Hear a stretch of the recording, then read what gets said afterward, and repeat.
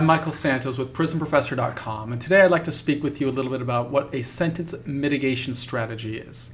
Now, I trust that you have a competent defense attorney with whom you're going to be working, but I want to ask you a question. Try, if you were to put yourself in the position of a federal judge, and you were in that position where you were prior to your job as a judge, you were likely a prosecutor or an academic. In any case, for the past 20, 30, or 40 years, you have been listening to defense attorneys argue on why the defendant should serve the lowest possible sentence.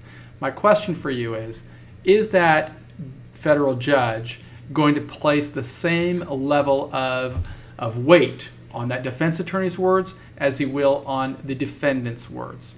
You see, it's my belief that every defendant should be working in a methodical, deliberate way to create a package that will show him as much more than the charges against him suggest.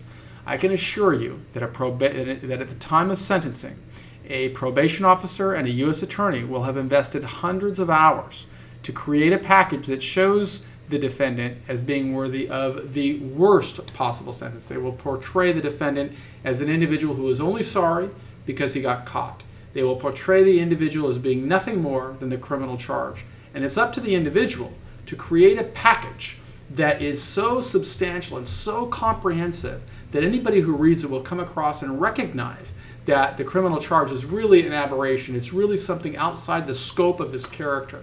But to make that package, an individual has to take action. That individual should discuss his family background. That individual should discuss his childhood and the influences that led him or her to become the person that he or she has become. If it's a business crime, for example, the individual should talk about the ancillary situation in which they live, about all of the decisions that the individual made and what led him into the clutches of the criminal justice system. If the individual can do that effectively, the individual will become much more powerful in expressing remorse, because he should show introspection. He should show how he has thought.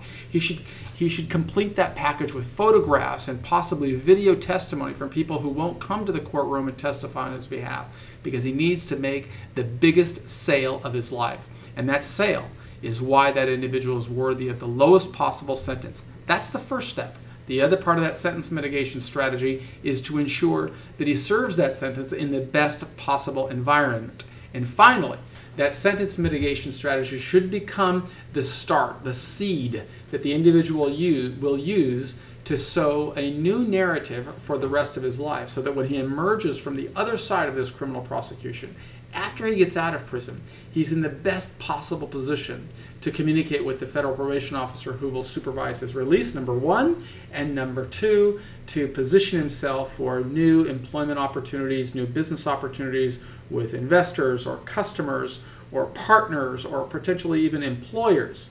It's very important to write your own narrative, and a sentence mitigation strategy is the first part of that project. And if you'd like to learn more, I encourage you to download the Sentence Mitigation Strategy Lesson Plan from prisonprofessor.com.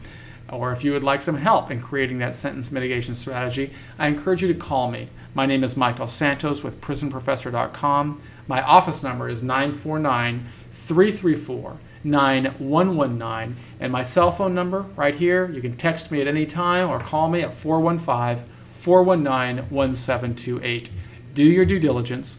Google Michael Santos and you will see why I am best qualified to help you during these difficult times. Thank you.